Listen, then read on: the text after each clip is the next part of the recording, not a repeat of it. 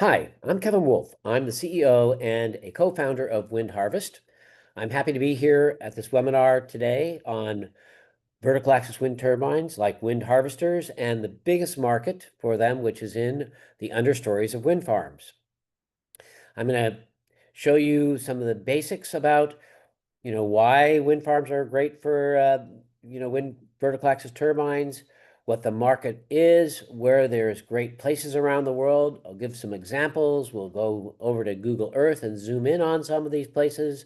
I'll show you why these places are more exceptionally great for wind resources near the ground. And I'm really looking forward to going through this information with you. But let's start let me share my screen over here. And so here we go. This is a picture of our vertical axis turbines envisioned for being under a wind farm. This is a real wind farm up there in the UK, United Kingdom. And we took that picture of the tall turbines and we carefully added and sized our turbines to give you a sense of the height and the distances apart from each other. But you can see that we can line these roads. There can be lots of space underneath. And this is what drives the company. The idea that here is a tremendously good resource and they cannot add any more of the traditional turbines to make use of this resource, but we can. And so that is why we are very excited to be bringing Wind Harvest to the world and to give you an opportunity to invest in our company. This is a very interesting picture taken from a wind farm on the ocean on a foggy day where it was just the right conditions to show the wake that is created downwind from traditional turbines. And when you look at this, you go, wow, that is a lot of turbulence that it's created. Oh yeah, and look, that next turbine is downwind is right in the wake of that. And that increases the problems that turbulence creates for these horizontal axis turbines, and it reduces the amount of energy for the next turbine downwind. So horizontal axis turbines are placed far apart from each other and high above the ground to both ensure that they don't create these problems and so that they stay out of the turbulent wind that's near the ground.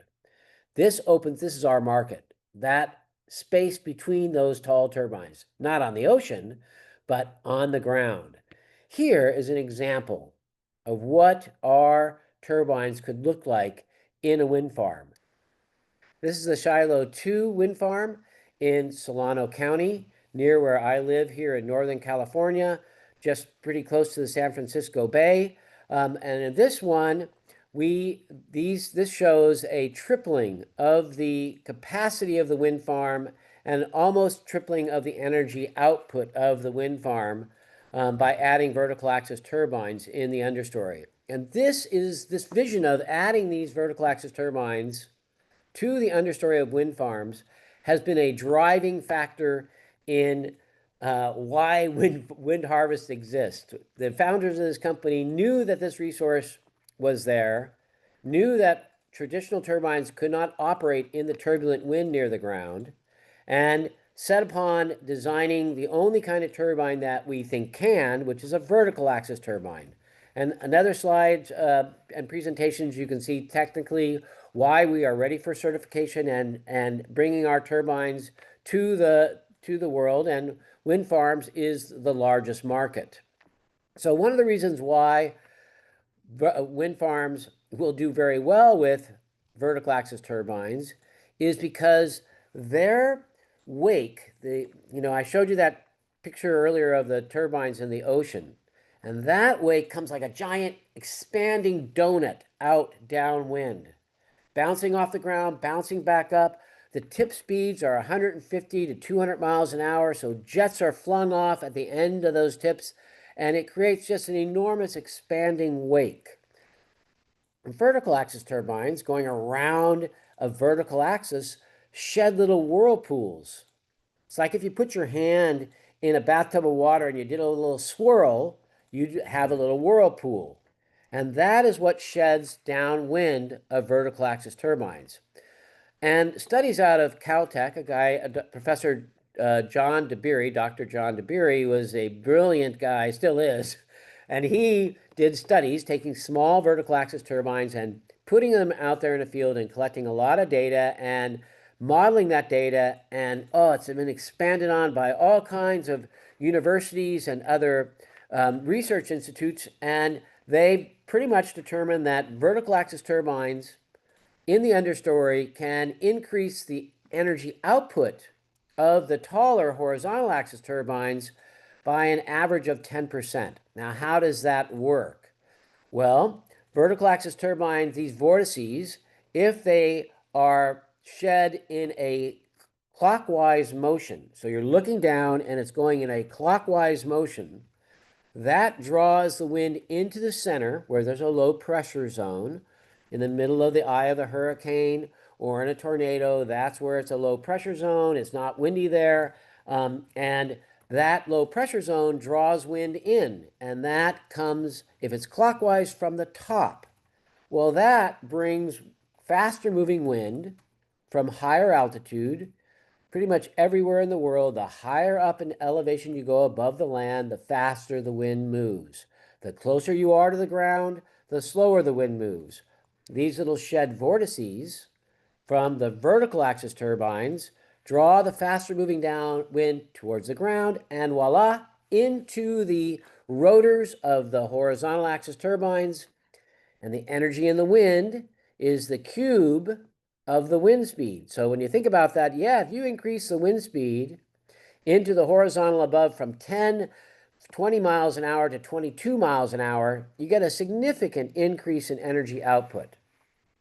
So that is an exciting thing that vertical axis turbines can do for wind farms, increase the energy output of the horizontals. And they also allow the horizontal axis turbines to pitch their blades earlier when it gets to that point where they're at maximum capacity. It's in that point where gusts occur, and if the blades are not pitched, the horizontal axis turbines shudder and their bearings around their drive shaft wear out.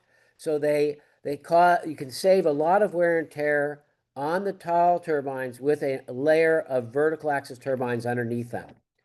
So let's go to one other benefit before I move on. I always like this benefit is, if you add vertical axis turbines into the understory of an existing wind farm, you do not have to build as many new wind farms or solar farms, which have to bring new roads into areas. They cover more land.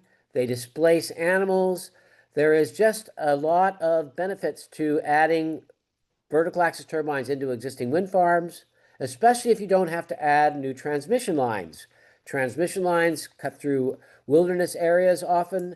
They cut through farmland. They're a disruptor for a lot of areas. And if you don't need a new transmission line, that's a positive environmental benefit and a benefit to the humans who live near them. So let's talk about this first example. Probably this example, as we think, is the one that's going to be developed first. This is called a capacity factor enhancement project. The benefit of this project is that you don't need a new transmission line and a new substation. So you're squeezing in a percentage increase of vertical axis turbines into the understory. You're finding the very windiest spots and you're adding the vertical axis turbines there. And the ones that take the least amount of additional road building or infrastructure building. So you're kind of maximizing the benefits that vertical axis turbines can provide, but only on a small percentage of the land. Because in this case, you're probably not building more than 25% more capacity. So a 100 megawatt wind farm, you could add 25 megawatts of wind harvesters there, 125 megawatts of combined capacity. Every time the total energy capacity reaches 100 megawatts, something has to turn off. You can't exceed the substation. Well, what should turn off is the older horizontal axis turbines that have the worst operation and maintenance, O&M, records. because in the highest wind speeds, that's when it's most problematic. So if you can rest those turbines, they will last a lot longer. So that is a benefit. And you size the percentage. It may be 10%, it may be 25%, maybe in some cases it's more, based on the price of the energy. All kinds of factors go into this. So this capacity factor enhancement project, what does it say for a project? Well, you don't have to buy the land. You don't have to get zoning for the land. Permitting is already pretty much done because they permitted it for the tall turbines. People's views were already harmed. Our turbines are so much shorter, 1/5, 1/6 the height of the traditional turbines. So views are not a problem. We believe birds were much more friendly for birds, so that should not be an issue with permitting. So now you can move forward without having to build new roads, buy new lands. Permitting is a lot easier. You don't have to build a new transmission line. You don't have to get into a queue for the transmission line. All the problems that new wind farms and new solar farms create. And one last factor is most wind farms in the world are windy at night. Solar is not sunny at night, it's done.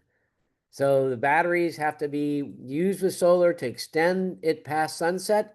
But many, many wind farms, the wind keeps moving well into the evening, usually peters off in the early morning hours because it's the sun on the land that's driving it. And I'll explain that in some of these next slides. Let's go to this next one, which is the one that has been quite exciting recently is, oh my gosh, AI. Woo! What is that doing to the demand on electricity, right? You have the Grok from Elon Musk. He's got 15 diesel generators in Memphis, in the poor part of the town of Memphis. He's got an AI data center with 15 diesel generators just spewing out emissions. But he can't get the energy from the grid for that AI data center, so it's time to burn a lot of gas and produce a lot of pollution. I don't know why he put it in the poor part of town and not the rich part of town, but that just seems to be the way fossil fuel production seems to work. But what if you could add vertical axis wind turbines into some of these very good wind farms? Now, how would that work? So this is an example. You have a 100-megawatt wind farm. You add 200 megawatts of our turbines underneath it, 3,000 something of our turbines. It's a good windy spot. It's somewhere between, 14 and 18 miles an hour. That's why this 500 to 800 gigawatt hours is a variation based on the wind speed of the site. Say you have an AI data center that demands 150 megawatts of capacity. Well, you've outbuilt it with 200 megawatts of vertical axis turbines, so you have excess. When it's fully blowing and everything is going on full speed, that excess energy can go into batteries. So you have to figure out how much batteries you have. But one of the more interesting things that's happening now in the world of AI, led by Microsoft and some others, is the idea that AI data centers do not have to run 24/7. If you run 24/7, oh my gosh, you got to have backup. You have to have, some kind of, if the transmission lines go down or something else goes down, that's why Elon Musk has his diesel generators. He doesn't want to rely on the grid, right? But so you have batteries in here. But when you have excess, because we added 200 megawatts and we only needed 150, then you charge your batteries. And then if the energy price is really high on the grid, and you're going, wow, it's 50 cents a kilowatt hour, and we're producing at 5 cents a kilowatt hour. Let's have that AI data center slow down its demand and let's sell the excess energy into the grid at a very high price. That's called arbitrage. And a lot of battery solar battery facilities are using arbitrage, where they charge up their batteries. Oh, it's high price now. Discharge the batteries based on when the price is the highest. Um, so that can be done with a vertical axis wind turbine project added to the understory to supply an on-site facility. Now, what does the AI data center also get? Inexpensive land. This land out here could, or property adjacent to it, can add these turbines in, can add the AI data facility itself, usually right in the wind farm. Then what else you get? Oh, you don't have to deal with roads. You don't have to deal with zoning. It's already zoned industrial. You don't have to deal with the long queue to get into the transmission line because you're not using the transmission line, except when there's no wind. Then what happens? Oh, the transmission line that's there for the horizontal axis wind turbines can also bring energy in to the AI data center. So now it's not windy at all. Well, the data center can pull in up to 100 megawatts from the actual existing transmission line. So it creates quite a synergistic way of making use of existing resources, the wind resource, the land resource, the infrastructure resource, the transmission line. And so we think this is going to be the way where the world is going to go with all high energy using facilities like AI data centers. If there's water, then H2 gas facilities, because they take green H2 gas takes water and a lot of electricity. Now, one other benefit of this, as you think about AI, well, in 10 years, we won't be needing it. Oh, I think we will. I think that once the internet became part of our world, it's not going away. So these data centers, they might last, the servers might last 5 or 10 years. The physical structure is designed to last 100 plus years. But how long do our turbines last? Oh, the predicted fatigue life is 70 years. Some of them will last 100 years, are predicted to last 100 years. So now you have a long-term asset to a long-term AI data center. And folks like Google and Meta and Amazon and all these folks building these AI data centers who have a long-term, they expect to be here for 100 years, Amazon, just like Chevron Oil and Shell Oil have been here for 100 years. I'm sure Amazon dreams of themselves being around for 100 years. And facilities that can own a wind turbine that lasts 100 years, they're much more valuable. Okay, I want to talk about California. We have 5 wind resource areas in California. All of them have excellent wind resources near the ground. Jake is going to put into the chat the link to this report we did on the potential of vertical axis wind turbines in the wind resource areas of California. And 15 gigawatts, 15,000 megawatts, that's a lot of wind. It's equal to the best hopes of what we thought we could get from offshore wind resources in California before the Trump administration shut down the possibility, or seemingly the possibility, of getting permits for offshore wind projects in the United States. So it opens up this understory wind is a really excellent way to move this forward. Now, what I'm going to show you here on the left, this picture comes from the 1985 California Energy Commission's Wind Atlas, and it shows why wind resources in California are so good. So this pass, the San Gorgonio Pass, and I'll show you in a second when I go to Google Earth, has a Mount San Jacinto on the south. I think that's like 11,000 feet high, and Mount San Gorgonio on the north, and the pass is just miles wide. And the entire ocean air from Dana Point in the south to Malibu in the north is nice cold ocean air, and it's being drawn to the desert out near Palm Springs and beyond, where it really gets hot. And that hot air in the ocean and the desert rises. And as it rises, it sucks the cold air towards and through the San Gorgonio Pass. These passes, the San Diego Pass, the Tehachapi Pass up north, where the hot air from Bakersfield goes even to the hotter air in the desert. All these passes have similar traits, and I'll go through them. One, they are narrow between mountains, or like the Carquinez Straits. If you've been through the Bay Area, you know if you go through the Carquinez Straits Bridge, oh, there's hills on both sides. And then you go to, what's the next one? Oh, there's inversion layers. Well, inversion layers keeps the wind from, it keeps a lid on it. And now what else do you have? Hills. Well, you have a hill, it speeds up again. So now all these things funnel all this wind down to a narrower and narrower space.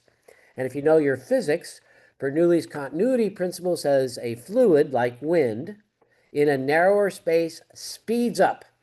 And that speed is why we see great wind speeds near the ground. Okay, now with that, I'm going to leap over to my lovely, if I can do this. Do I need to get, no, here it is. So I'm going to go not to Lake Turkana, I'm going to go to the San Gorgonio Pass. Woo, we're zooming across the world, going to Southern California, and there is the Southern California San Gorgonio Pass. The wind speeds are laid out in colors. If you see at the beginning of the pass, here's Mount San Gorgonio here, and here's San Jacinto here, and there is the pass in between. At the mouth of the pass, the wind speeds are low. Out here, where it starts to spread out, the wind speeds drop again. Where is it best? Right here in the middle, but oh, what is this dark, dark red part of this picture? So let's look, let's zoom in on that, because this is called the Alta Mesa. Oh, look, down here we're at, it says 308 meters tall. That's about 1,000 feet above the ground here at the bottom. But up here, we're at twice that height. So now you've got a height, right? And we told you already that wind is always higher above the ground. So now you've got this additional one. Oh, it's just higher, and you're going to get higher wind speeds above the ground. So now let's zoom in here to this Altamont Pass. 10 meters per second.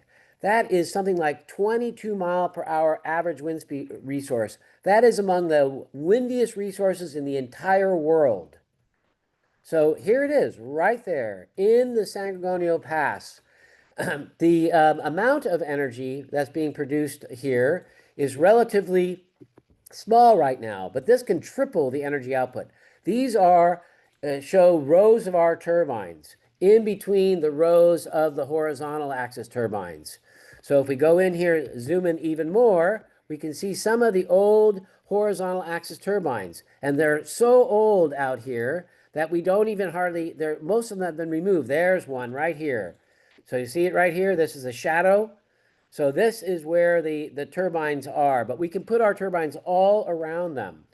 So this is an example of one of the best places in California to add something like 600 megawatts of wind in one of the windiest resources in the entire world. I'm looking at my time going, oh, I don't have that much time left. What is that, got 10 minutes? Five. 5 minutes. Okay, so I'm going to then go to one of my favorite places is Lake Turkana, because see if I can do this.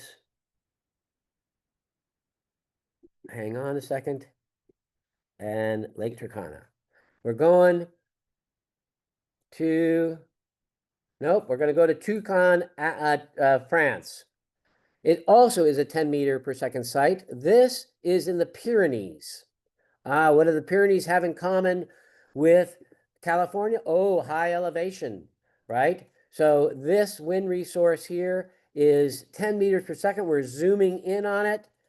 And here are the turbines. These are the existing turbines on this mountaintop. A road is up there. There's 14 of these turbines here on this mountaintop. And you see, oh, look, it's kind of flat on that mountaintop. Oh, that means you can add a lot of our turbines to this mountaintop. So here it is, one of the windiest places in the world in southern France. They can't add any more horizontal axis turbines, but we think we can add 4 times the capacity on this land, on the top of this mountaintop. And some of the things you can do is you can change out the transmission lines with new fiber composite-based cables instead of steel cables, and you can double the energy output going down the transmission line without having to add a new transmission line. So we think these are the examples of where the future is going to be. Places like this, windiest spots in the world, add our turbines on them, double, triple, quadruple the energy output, and predominantly use it to either increase the capacity factor of the wind farm or add high energy using capacity facilities like AI data center. The AI data center does not have to be here on the top, right? It can be at the bottom. It depends on, how you do the transmission line. So I think I am with a few minutes left. Lake Turkana. I'll see if I can get to Lake Turkana. And okay, zooming down to Africa. I love Lake Turkana because it is another extraordinarily good resource at also 10 meters per second here. Now the wind is coming from the southeast and it is moving to the Sahara. And the Sahara is to the north and the Sahara is super hot. Then this Lake Turkana creates another kind of additional draw of why the wind speeds up here, but it creates one of the world's greatest wind resources. And here it is. It's built out predominantly with horizontal axis turbines. We'll zoom in on them when we can see on them. And there they are. You can see there's these little spots right here. That is where each horizontal axis turbine is installed. Now we can see them. There they are right here. So it's fairly flat across the top of here. You can add row after row of turbines. So let's just give you an example. Our rows are 50. I'm going to switch this to meters because I like dealing in meters. So here is 2 rows across this right on this ridge line. And you can run it, and then down here you can run it all the way further down. It's windy all through these foothills. They can't add more horizontal axis turbines easily because they have to be very far apart from each other. But we can fill in the rest of this. So in Lake Turkana, in Africa, we can make one of the great resource centers for Northern Africa, put AI data centers, high energy using facilities, and help Kenya and countries like this around the world who have these excellent wind resources add our vertical axis wind turbines to them. So with that, I'm going to wrap this up. And thanks for participating. You can write your questions. I'm always interested in answering everybody's questions. Thank you. Bye, everybody.